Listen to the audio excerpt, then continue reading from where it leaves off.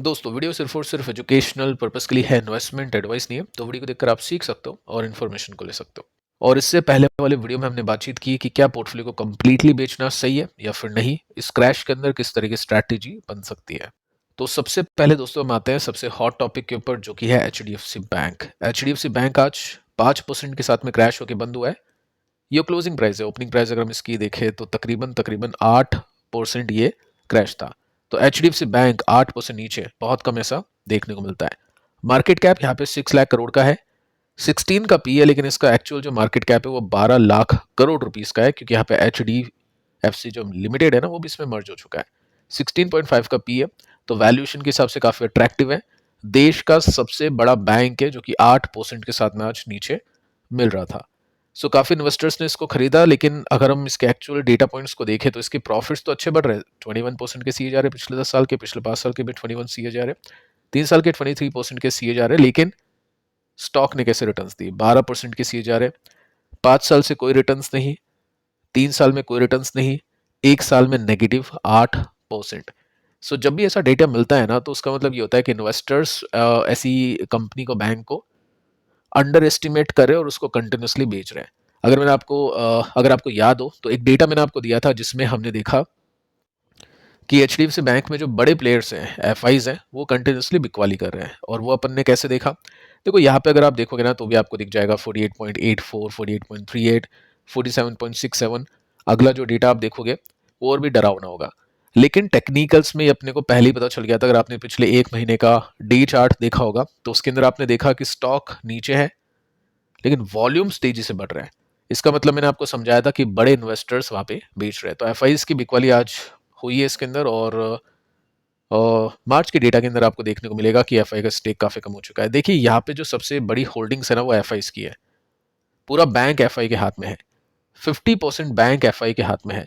सो FI चाहे तो इसको आराम से 50-60% गिरा सकते हैं। DIS कुछ भी कर ले, DIS इसको बचा ही नहीं पाएगी।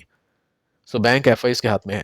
अब देखो, जब भी एक ऐसी न्यूज आती है कि कंपनी में कुछ गड़बड़ हो चुकी है, बात आ चुकी है कंपनी की फंडामेंटल्स के ऊपर, कॉर्पोरेट गवर्नेंस के ऊपर, सो क्या करते हैं? FIs बेचते हैं। ऑब्वियस उनको डेटा ही दिखेगा, बाकी एक्चुअल क्या रीजन है वो आगे चल के देखेंगे रिजल्ट के बेसिस पे कि कंपनी किस तरह से कर रही है।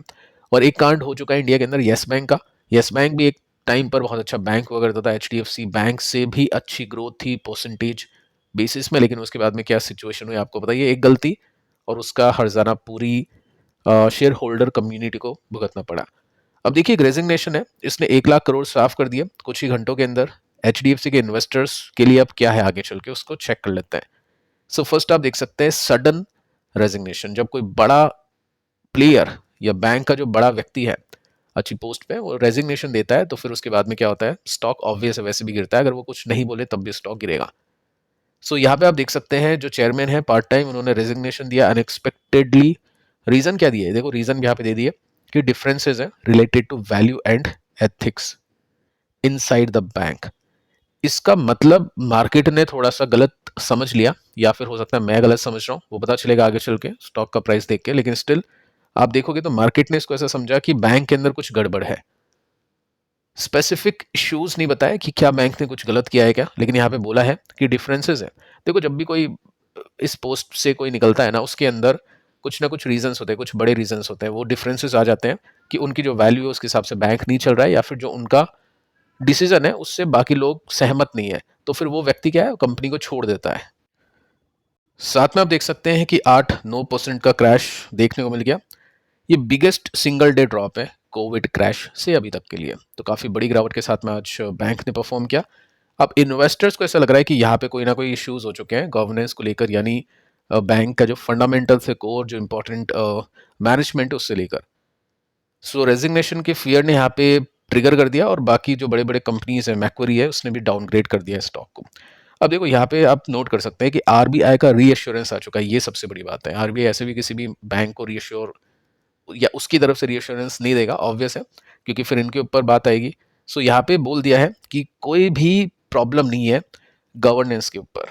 बैंक फाइनेंशियली स्टेबल है, कैपिटलाइज है और लिक्विड है, तो कोई प्रॉब्लम यहाँ पे नहीं है।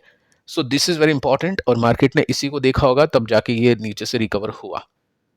लेकिन बड़ी बात यह है कि आरबीआई के बोलने के बाद भी स्टॉक ने नीचे ही जाके क्लोजिंग दी है। साथ में आप देख सकते हैं कि मिस्ट्री ने यहाँ पे चीज़ें संभाली, ट्रस्टेड इनसाइडर है, तो ये थोड़ा सा इन्वेस्टर्स के कॉन्फिडेंस को स्टेबलाइज करने के लिए हेल्प कर सकते हैं। बाकी जेपी मॉर्गन, मैक्वरी, ये मार्केट के जो बड़े ब्रोकर्स हैं, जो एफआईज बोल सकते हैं हम इनको भी, इन्होंने इसको डाउनग्रेड किया है। यहाँ पे बोला है कि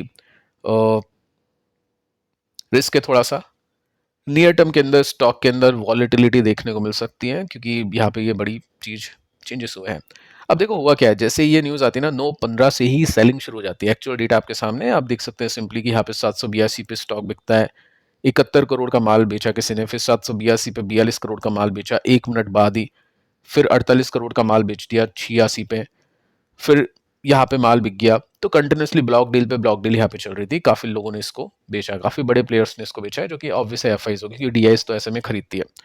आगे चलते हैं, यहाँ पे आप देखते हैं कि जिसने रेजिग्नेशन डाला है उसने क्लैरिफाई भी कर दिया 9:21 पे कि कोई भी मिसकंडक्ट एलिगेशन बैंक के अगेंस्ट मैंने नहीं लगाए हैं। 5 साल का एक्सपीरियंस मैंने इस ऑर्गेनाइजेशन को दिया है और वो बहुत ही सही है, क्योंकि बैंक को मैंने भी तरक्की के पाथ पे लेके गया हूँ, लेकिन यहाँ पे कोई भी पर्टिकुलर कोई रीजन नहीं है। ठीक है, तो ये चीज यहाँ पे आप देख सकते हैं कि कोई भी पर्टिकुलर प्रैक्टिस को लेकर यहाँ पे नहीं बोला है, वो उनकी खुद की जो वैल्यूज है उसके हिसाब से बैंक नहीं चल रहा है, वो फिट नहीं बैठते उसके अंदर, तो उन्होंने उस वजह से वहाँ पे रेजिग्नेशन दिया है। सो सब चीज क्लियर होने के बाद भी स्टॉक काफी गिर गया, और ऑब्वियस जब मार्केट खराब होता है ना, तो फिर ऐसी जो भी न्यूज आती है तो बड़े से बड़े बैंक को लपेट देती है। और ये बैंक है एनबीएफसी बैंक, बहुत ही मतलब फ्रेजाइल होते हैं, ऐसी जो न्यूज़ आती है उसके बेसिस पे काफ़ी बड़े करेक्शंस वहाँ पे आ जाते हैं। और येस बैंक अपन ने देखा है, डीएचएफएल हमने देखा है, बड़ी से बड़ी कंपनीज को बर्बाद होते हुए देखा है। सो यहाँ पे यही कंसर्न है, क्योंकि डीआईज के पास में हैवीली लोडेड है ये स्टॉक, म्यूचुअल फंड के पास में, रिटेल इन्वेस्टर्स के पास में इतना शायद नहीं होगा, लेकिन यहाँ पे काफ़ी ज़्यादा स्टेक है। अब देखो होता क्या है, ये एक इसका मेजर सपोर्ट है, यहाँ पे एक पॉइंट बना, ये एक पॉइंट बना, ये एक पॉइंट बना, ये सपोर्ट है, यहाँ तक आने की कोशिश कर रहा है। होता क्या है, इस सपोर्ट पे आने के बाद में जैसे यहाँ से एक रनअप देखने को मिला जो कि था 37% का, इसको मैं 1 साल का टाइम फ्रेम की तरह देखूंगा। फिर 1 साल बाद फिर स्टॉक नीचे, फिर 1 साल में तेजी बनी जो कि 50% की थी। अब ये 1 साल खराब गया, अब 1 साल बाद ये तेजी बनेगी 50% की होगी या नहीं होगी वो पता नहीं है, लेकिन हाँ एक्चुअली अगर हम देखें तो स्टॉक अभी सपोर्ट पे आने की कोशिश कर रहा है। अब देखो एचडीएफसी बैंक को या छोटा सा कोई बंधन बैंक हो, पैटर्न और जो स्ट्रैटेजी है ना सबके लिए सेम है। कितना भी अच्छी कंपनी हो, कैसी भी कंपनी हो, स्ट्रैटेजी नहीं बदलता है। इमोशनली अपन काम नहीं करते हैं, लॉजिकली काम करते हैं। तो ऑब्वियसली जो स्ट्रैटेजी हम बाकी कंपनीज में फॉलो करते हैं, इसमें भी वही चीज़ें फॉलो की जाएगी कि प्राइस एक्शन देखेंगे, सेटल होगा प्राइस, कब यहाँ पे सपोर्ट मिलता है, क्या मिलता है। ऑब्वियस है, मेरे हिसाब से कुछ बड़ी प्रॉब्लम नहीं है कि बैंक के अंदर कुछ गड़बड़ हो गई हो, स्कैम हो गया हो, ये पर्सनली मुझको नहीं लगता है, लेकिन स्टिल प्राइस एक्शन को देखना काफ़ी इंपॉर्टेंट है। सो देखते हैं सपोर्ट पे मिलता है, किस प्राइस पे मिलता है, और ये वैल्यू अपॉर्चुनिटी बन सकती है इन्वेस्टर्स के लिए। सो चेकआउट इसको करना ही पड़ेगा। अब देखिए दोस्तों, गोल्ड एंड सिल्वर पे आता है। आज के दिन तो बहुत बड़ा कांड हो गया, यहाँ पे भी स्टॉक्स तो नीचे थे ही, गोल्ड एंड सिल्वर भी नीचे थे। स्पॉट अगर मैं आपको अभी का दिखाऊं तो 4% के साथ में क्रैश है। सिल्वर के स्पॉट की बात करें तो 7% के साथ में क्रैश, $70 पर ये पहुंच चुका है। अब देखो ये एक बहुत ऐसे लेवल पे आ चुके हैं जहां से अगर ये गिर गए ना, तो मान लेना इनका टॉप बन चुका है, और वही सालों तक या तो गिरेंगे या कंसोलिडेट करेंगे। ये गोल्ड है, गोल्ड वापस से अपने ब्रेकडाउन करके, क्योंकि ये जो पैटर्न होते हैं ना कि अच्छी तेजी में चल रहा है उसके बाद में करेक्शन आया, ठीक है, अगर ये नहीं हुआ और यहीं से रुक के नीचे क्रैश कर गया, तो फिर वो डाउन ट्रेंड का जो पैटर्न है ना वो शुरू हो जाता है। क्योंकि अभी क्या हो रहा था, इस तरह से चल रहा था, तो इसको हम क्या बोलते हैं, हायर लोस हायर हाइज। क्योंकि पहला लो यहाँ पे है, उसके बाद में अगला लो यहाँ पे है, तो पिछले लो से हाई था, और ये हाई यहाँ पे है तो अगला हाई यहाँ पे है, तो हायर हाइज है। लेकिन जब ये गिरेगा तो फिर उल्टा हो जाएगा, फिर लोअर हाइज हो गए और लोअर लोज हो गए। ये लोअर हाई तो आपने देख लिया, अब ये लोअर लोज भी यहाँ पे लगेगा, तो फिर वो डाउन ट्रेंड का पैटर्न शुरू हो जाएगा जैसे ही ये ब्रेक डाउन करेगा। तो ये देखना काफी इंटरेस्टिंग है। गोल्ड एंड सिल्वर को लेकर चलो टेक्निकली भी अपन देख लेते हैं, बीच में क्या हुआ है। सिल्वर भी अभी एक बहुत इंटरेस्टिंग लेवल पे आ चुका है, ये भी अगर यहाँ पे टूट गया तो पैनिक सेलिंग आएगी। एमसीएक्स बहुत गिरा आज के दिन, 5% का नीचे। गोल्ड में आप देख सकते हैं क्रैश, और सिल्वर की बात करें तो 8% के साथ में क्रैश है। अगर मैं 20 की बात करूँ तो वो भी आई थिंक सिल्वर 7% गिरा है, गोल्ड 5% गिरा है। देखिए रीजन क्या है इसके पीछे का, डेटा आपको ये बताने की कोशिश करता है कि गोल्ड के प्राइस नीचे गए क्योंकि ट्रेडर्स रश कर रहे हैं रेस करने के लिए कैश वॉर के प्रेशर में। अब ये बात है ना, मैं आपको काफ़ी समय से चीख चीख के बता रहा हूँ कि कैश इज़ किंग, अभी के समय किंग है। वॉर होने से पहले मैंने आपको बता दिया था, कैश होल्ड करना सीखो। और इसलिए स्टॉक के ऊपर भी ज़्यादा स्टडी अपन नहीं कर रहे हैं, मार्केट के ऊपर स्टडी करना भी बहुत ज़्यादा इंपॉर्टेंट है। तो कैश अभी किंग है, लोग कैश निकाल रहे हैं, एक्विटीज़ हो, गोल्ड हो, बिटकॉइन हो, कुछ भी हो, और कैश को डिपॉजिट करें लिक्विड के अंदर या डेट फंड के अंदर, और वही अभी काम आएगा, क्योंकि जब नीचे अपॉर्चुनिटीज़ मिलेगी तो वही अपन यूज़ कर सकते हैं। खैर, सो यही चीज़ यहाँ पे आपको गोल्ड एंड सिल्वर में देखने को मिल रही है। अब देखिए गोल्ड बीस, ये मैं ट्रेडर के पीओवी के हिसाब से बता रहा हूँ कि अगर ये लेवल टूटा तो जिसने नहीं बेचा वो बेचेगा, और उसको बेचना भी चाहिए। मैं ऐसा नहीं कह रहा हूँ कि आपको बेचना चाहिए, जस्ट मैं बता रहा हूँ एक क्योंकि यहाँ से या तो कंसोलिडेशन चलेगा या फिर ये टूट गया तो फिर ये गिरेगा। इन्वेस्टर्स क्या कर सकते हैं? इन्वेस्टर्स के लिए देखो वही बात है कि कैश किंग है, अभी कैश रखा हुआ है। गोल्ड को भी एक एलोकेशन देना बनता है 10% का, या जो भी है 10 to 15% का मैक्स, सिल्वर एंड गोल्ड मिला के उसको भी एलोकेट करने के लिए उसको खरीदना पड़ेगा। तो अगर ये नीचे मिलता है तो उसमें भी कैश डिपॉजिट होगा, लगेगा, कैश डिप्लॉय होगा। तो कैश हाथ में रखेंगे तभी गोल्ड एंड सिल्वर और इक्विटीज अपन सही प्राइजेस पे उठा पाएंगे। बाकी सही प्राइस किसी को नहीं पता है, तो फिर काफ़ी लोग क्या करते हैं, बाय ऑन डिप भी करते हैं, धीरे धीरे अपनी होल्डिंग्स बढ़ाते हैं। क्योंकि मैं दो चीज़ आपको बता चुका हूँ कि रिवर्सल पे बाय करना या फिर एक साथ बाय करना हर किसी के बस की बात नहीं है। तो फिर उन इन्वेस्टर्स के लिए वही स्ट्रैटेजी अच्छी होती है कि स्लोली स्लोली इन्वेस्टिंग की जाए। सिल्वर, ये भी बहुत इंपॉर्टेंट लेवल पे है, अगर ये टूट गया तो फिर दिक्कतें यहाँ पे बढ़ सकती है। ट्रेडर्स के लिए ऑब्वियस यहीं पे एक बन गया था एग्जिट का एक पैटर्न, जो मैंने आपको सिखा दिया है काफ़ी बार कि ब्रेकडाउन होता है जब किस तरह से चीज़ों को देखते हैं। और बाकी अब एक और डबल श्योरिटी यहाँ पे मिल जाएगी अगर यहाँ से टूट गया।